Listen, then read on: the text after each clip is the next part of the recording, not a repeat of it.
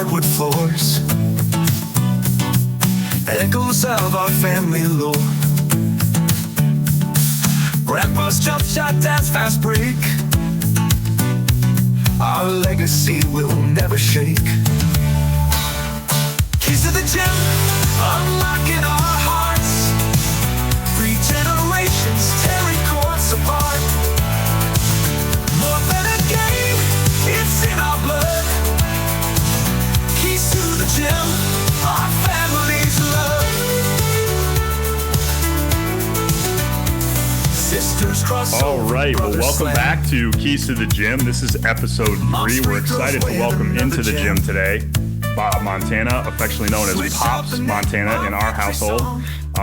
This represents, and we've kind of alluded to at some point in our first couple episodes that we would welcome a special guest in with us.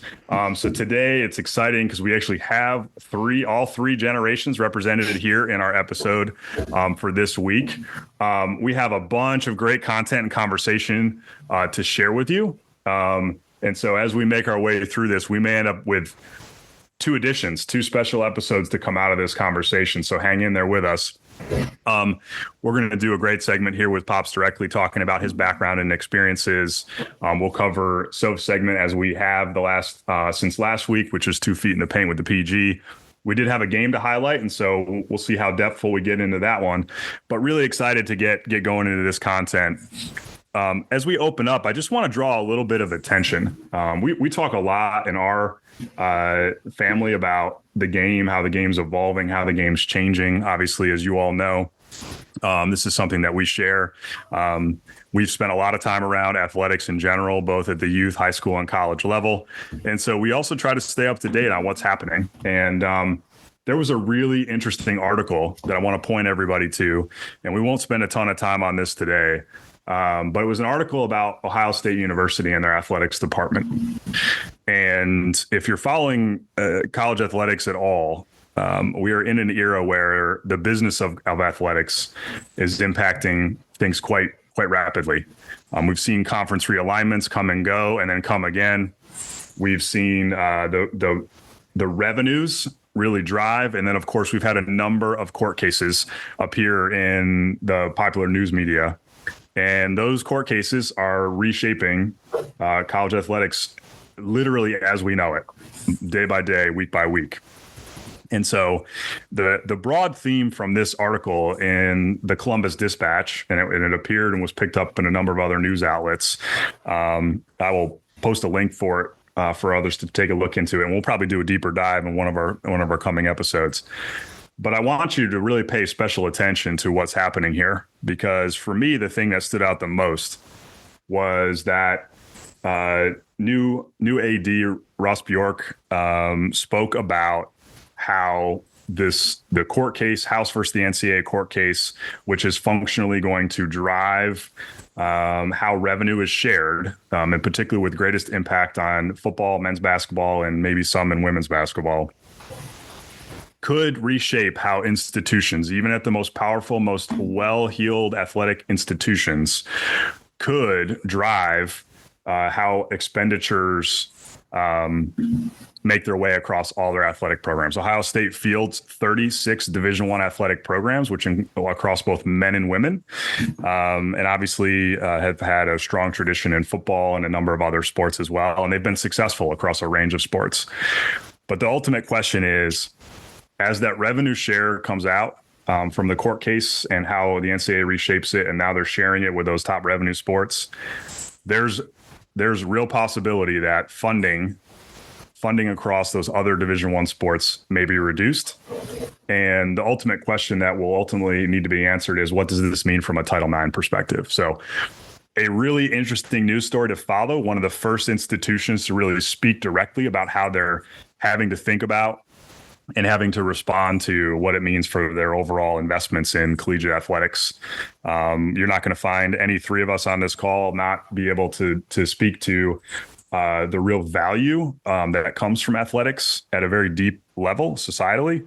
But on the surface, there's a lot happening here when it comes to how expenditures are made. Mm-hmm. So just going to point point attention to that if you're listening in. I encourage you to follow that news story. It's an interesting one, and we will look to dive into that at some point here in the coming weeks as news continues to evolve. We're getting ready to kick off football season. Actually, we just did this week.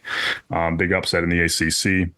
But anyway, just drawing attention to that because I do think it will it could have real impact on women's athletics. It could have real impact on non-revenue sports, and it could have real impact on how sports are funded collegiately in the years to come. So anyway, opening shot from me, from the coach.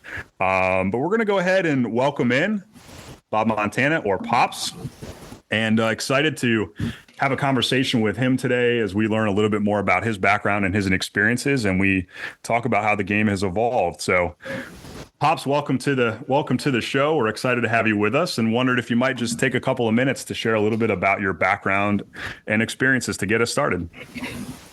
Well, obviously, very excited to be with you and the PG.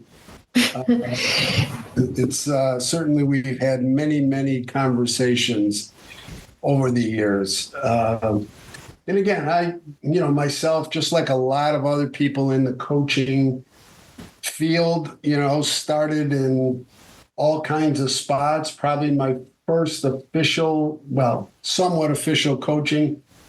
My freshman year in college, I coached a high school CYO team. And then once I was out of college, I started out coaching 7th and 8th grade teams. Eventually moved to the junior varsity level at the high school level. And then I kind of tongue-in-cheek got my big break when the school where I was at, the varsity job opened and they didn't offer me the job. But about a month or so later, Tom Murphy, well-known and kind of renowned coach at Hamilton College, reached out to me to check my interest in a position on his staff that opened. And sure enough, I ended up becoming the head JV coach and varsity assistant at Hamilton College, which that was 2 practices a day. I would go with the varsity from 4 to 6:30, and then practice with the JVs from 6:30 to 9. Make some recruiting calls, go home, have dinner, do some lesson plans, and just felt like I was the luckiest guy out there to have that kind of an experience. And from there, ended up moving on after 3 years, moved on to Union College as a full-time assistant. So I was no longer teaching at the high school level and coaching in college, but was full-time assistant at Union and director of intramurals and recreation. And then in the spring of '96, when my predecessor stepped down, the athletic director came to me and offered me the head coaching job at Union. And ended up finishing up a 31-year career all told at Union College between the assistant position and head basketball job. So I feel very fortunate. Had a really enjoyable run. And to be honest, starting out first coaching 7th and 8th grade was terrific. Great experiences. We had 1 practice, but 2 teams. So when we had league games, I'd have the 7th grade game first and the 8th grade game second. And got the kids, they would keep stats for one another. So it was just a great experience to start where I did and have the good fortune to continue on. So apologize for the length of my explanation. Sorry. No apologies necessary. No apologies necessary. So obviously you've had a lot of experience with the game of basketball, Pops. Could you discuss with us what you think how you think the game has changed? Well, I've thought about it, and I don't know if the actual game has changed a great deal. But as, Dad was just detailing, I do think the business of the game has changed. And I think it's added to our challenges as certainly as players, coaches. And I think the probably the biggest thing, and this may be more of a societal thing, is that pickup basketball isn't as prevalent as it used to be. Like when, a couple years back when I was younger, we used to play a lot of pickup basketball, especially in the off season on the playgrounds, or you'd find a place in a rec center or a Y. And, the most important thing was, because there were so many kids waiting to play, the badge of honor was how long could you stay on the court. So the thing that it really taught us more than anything was you assessed your roles very quickly. You looked at the people on your team. You tried to figure out who the better players were, and then worked to make sure you got those people shots so that you could win and stay on. And if you could stay on the court all afternoon or all morning, that was great. So, and obviously you got the practice skills that you worked at, but I think some of the changes came from we became more organized, which isn't a bad thing, but it probably affected pickup play. But I think really important, because we learned at a very early age, everything was based on winning. And I think the challenge nowadays for players and coaches, and you'll hear me say this today, is that do we have our priorities, correct? Now, obviously, as a coach, you're concerned with winning, and you certainly hope that all your players are going to be concerned with winning, as opposed to what's best for me, and certainly many of the times when I was on the court, I wasn't one of the best players, but I kind of filled a role, passing the ball, setting good screens, and guarding and contributing where I could. So anyway, those are probably the big things. The actual game, the skills necessary, the physical attributes necessary to be successful, I don't think have changed a great deal. So how would you say the game has stayed the same? Well, again, kind of that same theme, the same characteristics needed to win are the same. You've got to have, good skill level. You got to be able to handle it. You got to be able to pass it. You got to be able to shoot it. You want to train yourself physically to do that. Very important is that commitment to team. And that's the first thing that you try to talk about when you have your group together. System of play. You have to have an effective system of play. It doesn't mean everybody has to run the same offensive concepts or the same defensive concepts, but you need to have a sound system of play. So the fundamental skills, the organized system of play on the offensive and defensive side of the ball, those are things that are certainly important to winning. And that's been the case if you go back through the many, many years that we've played the game and you watched film of teams that were good, you'll see consistent qualities in all those successful teams.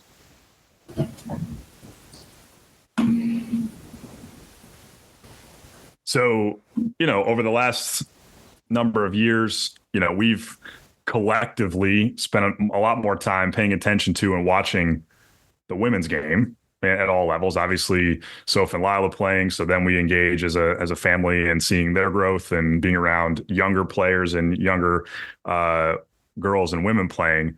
And then obviously watching the college game and now watching some more professionally. So what's your perspective? Do you see there being commonalities between the women's game and the men's game? And where do you potentially see some differences? Yeah, probably, again, the commonalities I think are, consistent as far as what leads to winning, what leads to successful play. And then I think the other thing, and again, I don't profess myself to be a knowledgeable women's historian. I mean, I had the chance to see people like Diana Taurasi and Sue Bird when they were in college, but it wasn't like I was watching a lot of games because I was busy kind of doing my job. But the other thing that I wanted to touch on is as I watch the women's game, and especially at the college level, some pretty good coaching as far as systems of play. It seems like that there is this, and again, you'll hear this often today, there's this consistent commitment to skill development that is obvious in the women's game, which I think has gotten better in the men's game. But I do think the coaching, as I watch some of those teams and watching a lot of the Big Ten over the last few years, and even teams like South Carolina, you look at some of the coaches out there, and it's terrific. So obviously, people who've done the things they need to do to be successful. And again, a lot of those women also have had, the kind of experiences growing as players themselves and being coached. So you have this, kind of depth of knowledge as to what things you think are effective and maybe not as effective. So the commonalities would be the things that lead to winning, which is always going to be the same, and good coaching. And again, I've been certainly enjoyed watching a lot of the women's teams. And it's kind of interesting as I was thinking about the differences. And again, I guess I don't want to sound like that guy, but maybe I'm speaking to my own experience or own immaturity. I think there's this innate ability or earlier maturation than women have than men. So in many cases, I think, they're probably a little bit more committed quicker to the teaching that they're getting. Now, again, I'm sure that would rile up a number of men's fans, but like I said, that's kind of this, it's probably more a me thing because obviously, I've always, looking back, realized that certainly women seem to be much more mature. And when I'm talking emotionally, mentally, all those things, so they've probably easier to get committed to the things important, skill development, system of play, team first types of things. And now, as I say that, I think the same sins that we've created also leak into both games, So anyway, those are just some general comments. I mean, obviously the men's and the women's game are very different and very similar at the same time. So how would you say the game has changed for the better on both sides? I do think, and again, think about your experience.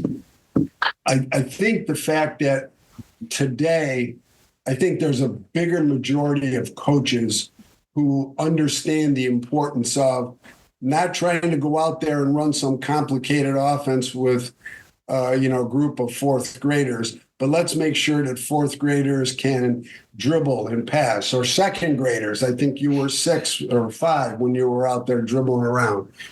Those are things that people can do.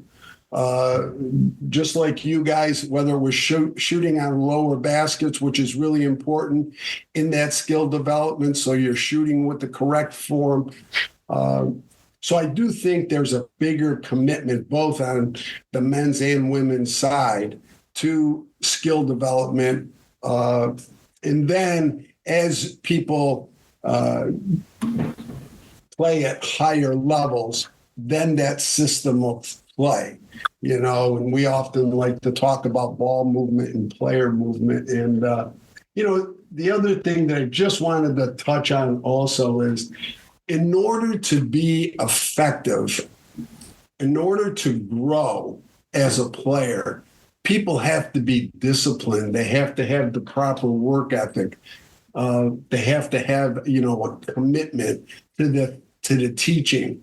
And we often talk about, I know your dad and I all the time, like regardless of what happens with basketball, those kind of human, that kind of human development is so important in what we always refer to as the real world.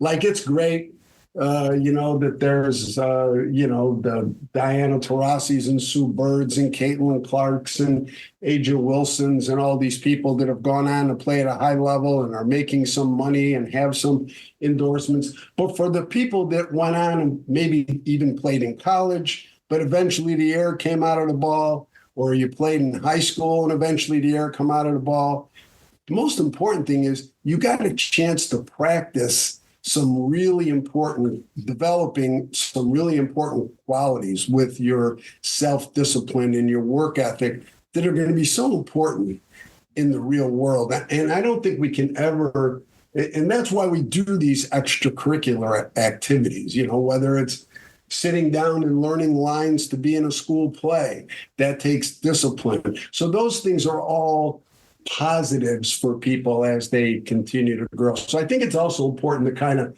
think about that offshoot that comes out of the game.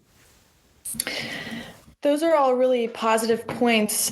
What do you think is really challenging the game right now? Well, again, I hate to, kind of beat a dead horse, but I think at times, I'm going to use the phrase, I think we've monetized the game. So people playing for the right reasons are probably the thing that's most important and probably the biggest challenge. Like I've said that to you, do you really enjoy playing? Because that's the reason to play, because you enjoy it, because you like competing, because you like being part of a team. All those things are so important in the game and eventually in the real world. But I think the challenge is sometimes we put the cart before the horse. And, as a parent, am I now trying to push my kid into playing a certain sport, in our case here today, basketball, because I think they're going to end up being Caitlin Clark, or they're going to end up being Aja Wilson or whomever, and they're going to get a scholarship, NIL money, a salary, endorsements.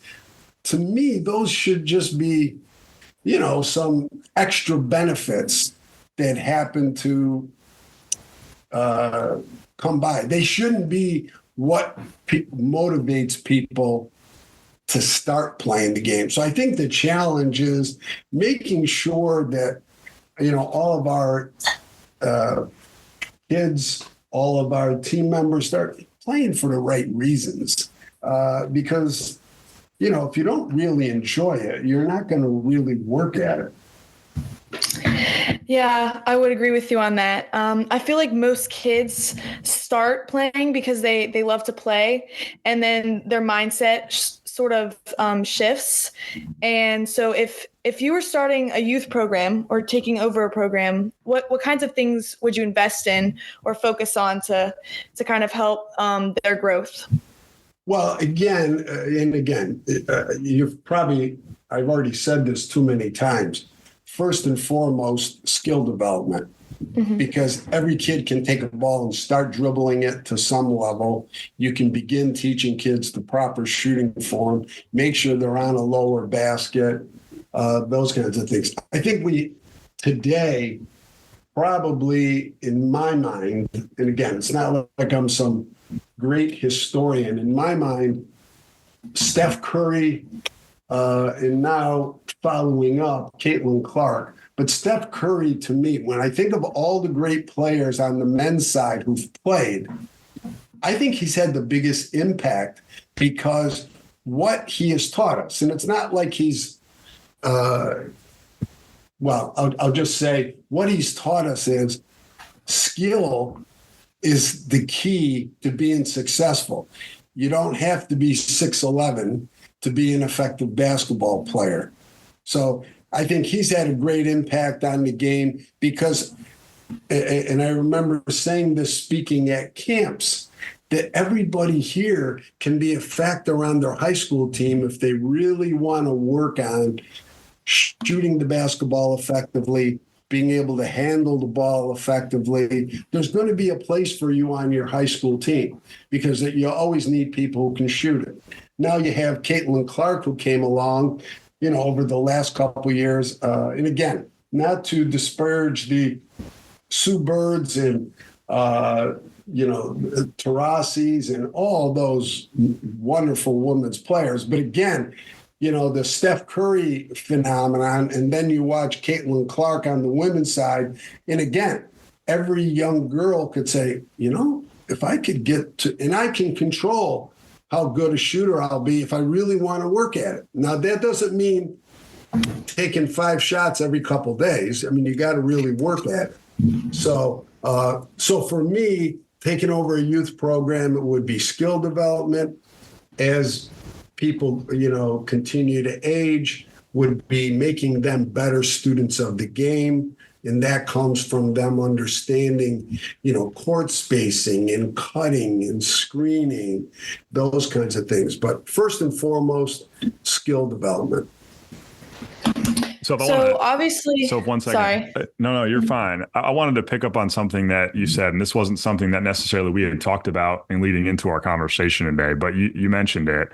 And there was a conversation, I think, another podcast that you and I both listened to, where they were talking about, players with intrinsic motivation versus players with extrinsic motivation, which gets to all the things Pops was just talking about that have come into the game at a greater level, right? And the growth of the revenue and the monetization and the player movement.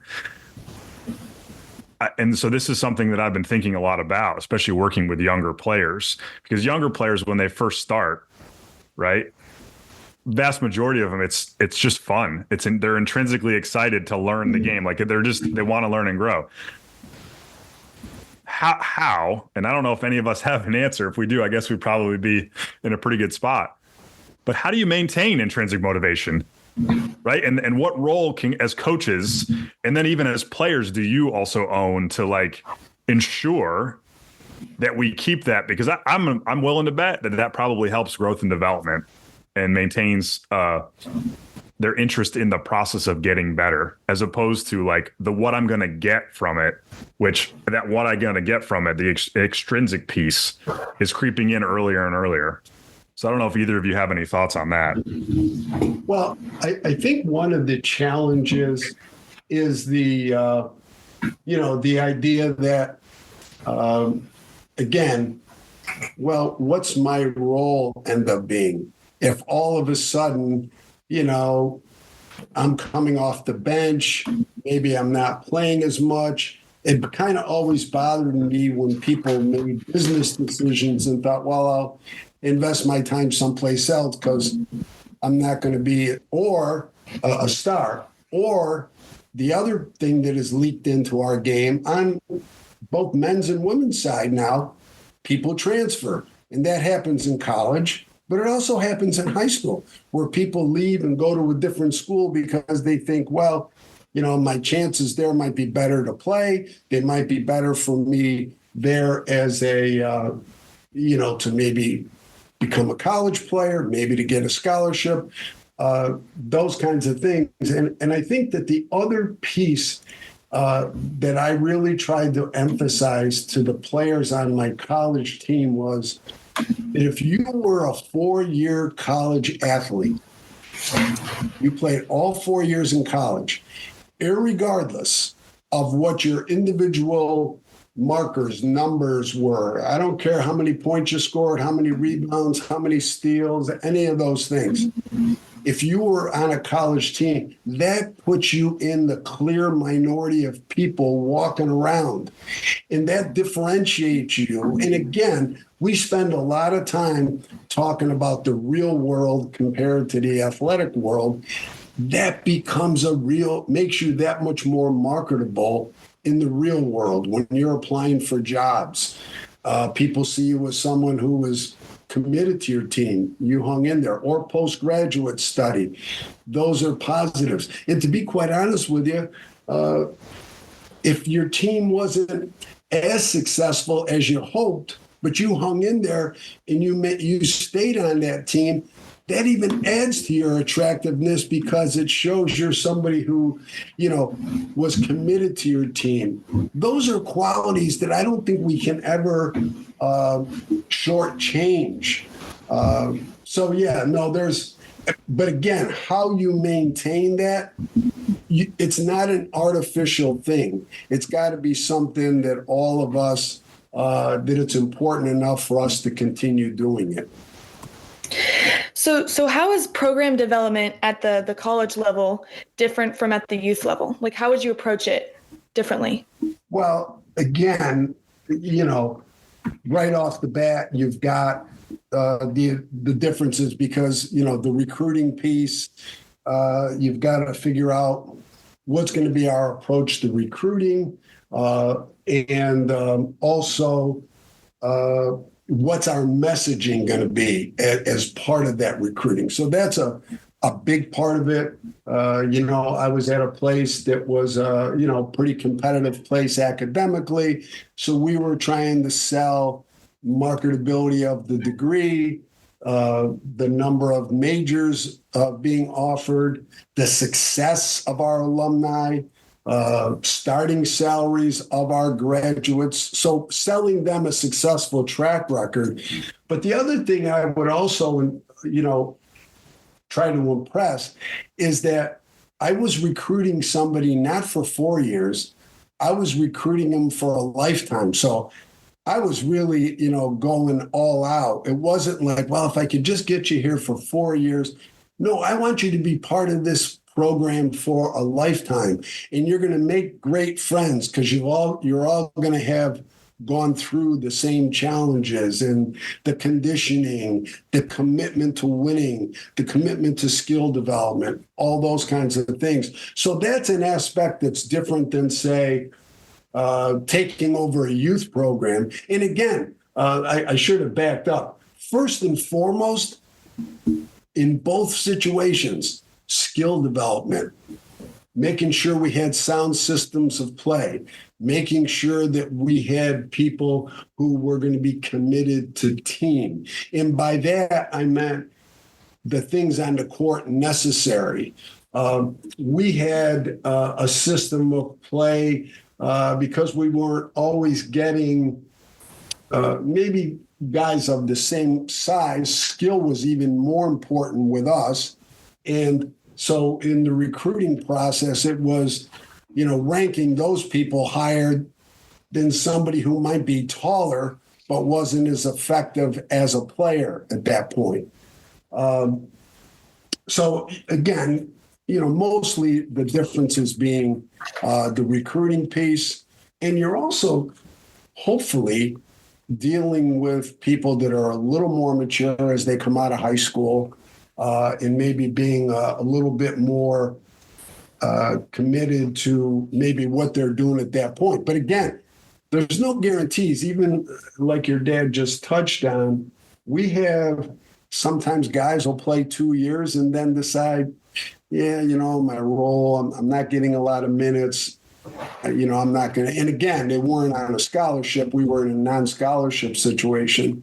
So that's the challenge. The better teams are always teams that are committed. And that's the reason, part of the reason, besides them being good players, is why they were successful, is because they were committed to one another and became lifelong friends. But again, first and foremost, I don't care what level, skill development, knowing how to play, sound system of play, very important. So, folks, thanks so much for joining us for part 1 of Keys to the Gym, episode 3. We're going to continue our conversation with Coach Bob Montana, or Pops, here with part 2 as we continue to talk about commitment, building winning programs, how to be successful and sustainable. We'll get 2 feet in the paint with the PG. We'll hit our game of the week, and we'll talk about our challenge for the week as we think about getting back into pickup games. There's so much going on in the game today. We hope you'll take some time to join us for these conversations and take away some nuggets with us. It's an interesting time. One of the things that we've clearly hit on in this first part is that as years go by, as things change, what it means to actually be successful ultimately doesn't change. There's an importance in strong skill development, system of play. There's an importance around playing for the right reasons. But we're faced with some challenges that have come along as we think about the business of the game continuing to evolve. And this isn't anything new, right? As the world evolves, as the world changes, we're always dealt with new challenges.